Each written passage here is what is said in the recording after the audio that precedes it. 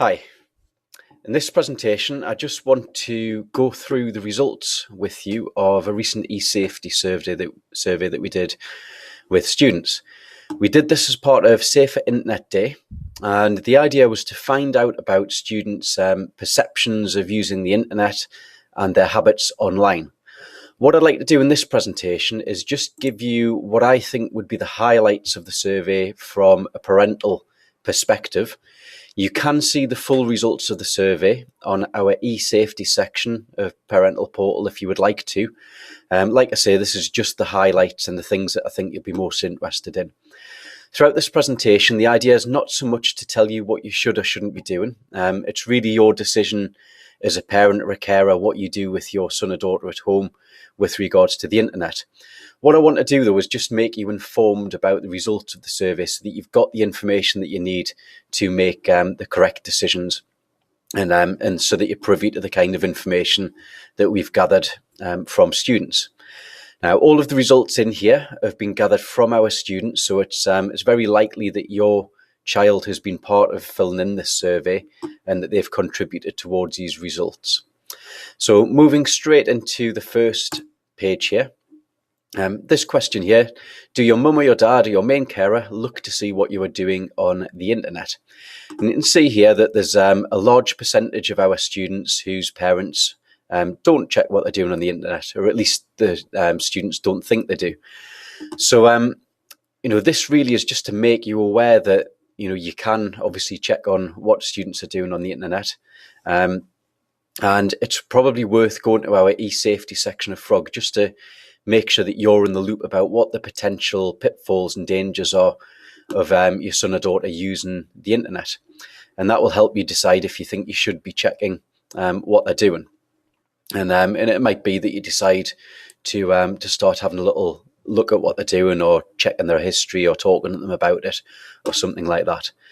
Like I said, it's not for us to tell you what to do. Our school's policy is that we're all about educating the student, and we feel that we've got to allow them some sort of responsibility, but at the same time, we need to make sure that they're aware of the risks, that we have conversations with them, and that we encourage them to be responsible when they're using the internet. And that's a stance that the school takes on it.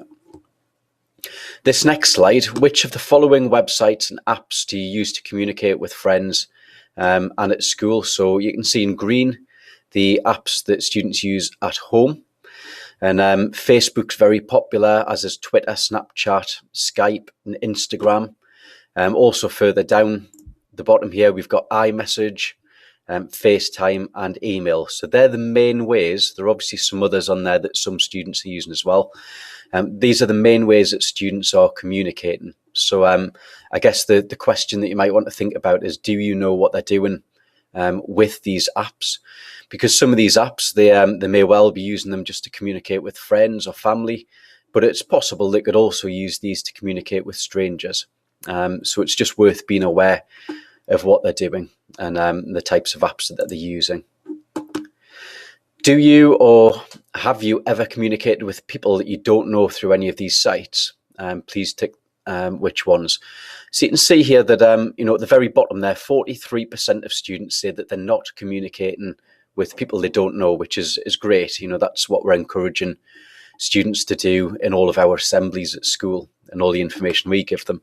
But there's still a large percentage of students who are communicating with people that they've never met in person. Now, a lot of these people will be friends of friends, or they'll be completely innocent people that they've met online.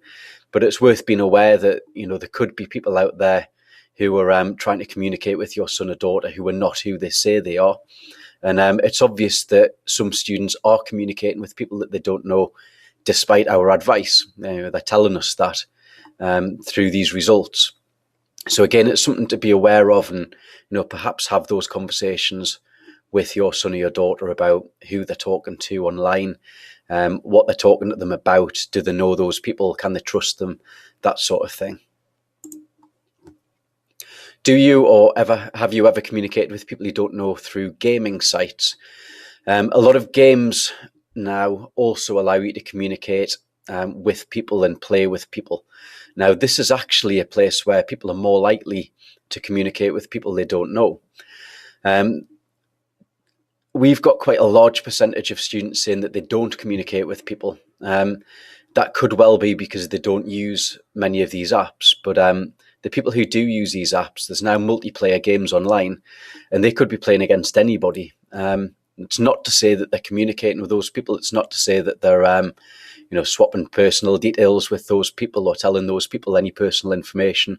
But again, it's just worth being aware that students can communicate with other people through various games and various apps that they might be using. And you can see the most popular ones on this page here. Does it bother you that some of these games are meant for people over the age of 18 or 16, but are played by younger people? You can see that the vast majority of students aren't bothered by this, and they're not deterred by age-related, games. So this is really for us as adults to guide students and to make them aware that there's a reason that games have these ratings, and it could be that they're not appropriate or suitable for them. It could be that there are things within those games that they shouldn't really be viewing at the age that they're at.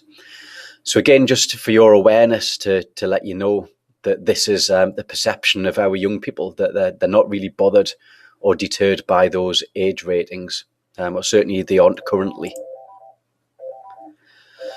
We've got this one here as well. So when you have experienced something that concerned, upset, or frightened you online, who have you shared this with? You can see where this has happened to people. The vast majority of people are doing this with their friends, and they're telling their friends about it. Many of them are talking to their parents as the kind of second port of call. Some are sharing it with their teachers or other relatives, but there's also a significant percentage who don't tell anybody. So this is probably about opening up the communication channels. I mean, we tell students that we're approachable, and we encourage them to speak to adults if they come across anything online which they think is a little bit off. And it might just be a case of you reinforcing this message at home and letting your son or daughter know that you're approachable, that they're not going to get into trouble for telling you about things, and that you can have those open conversations about things that they see or hear online. Here's a few of students' perceptions about what it's like to communicate online. So you can see there's a large percentage of students agree that it's easier to say something hurtful to people online. And we find that a lot of our students, a lot of the arguments that we get in school are actually things that have started outside of school and have potentially happened online. So it's someone's written a comment or said something or posted a photograph about somebody else. That then turns into an argument because it's been hurtful, and it can spill over into school or their friendships outside of school. So, we educate our students on not saying things that are hurtful, trying to treat people online the same as they would in person, the same as they would want to be treated themselves. It's a message that you may well want to back up at home. Things that are said online can often be misunderstood. It's very easy to write just a few snippets of text when you're online and not really think too much about the consequences of that. This is really about encouraging young people to think before they post something online or say something online, because sometimes things can be taken the wrong way, especially if it's just a very quick message or it hasn't been thought through. I think very carefully about what people might say about me before I post pictures or comments online. The good news here is you can see that our students, a lot of them really do think about this. But there are some who probably, they're saying themselves that they don't think too much before the post. And it's trying to make sure that all students get the message, and all of our young people do think before they post things. And what we need to remember is once somebody's posted something online, whether it's a picture or a comment that they've made, they're really losing that. It's out of their control, and it's very easy for other people to take screenshots of it, to save a picture, to make a copy of that comment. And it's out of that person's control once they've done it. So it's making sure that students are aware of that. This just really shows what students think about some of the ways that people are using the internet. This one here, 30% of our young people strongly agree that the internet is used to say racist things about people. It's often used to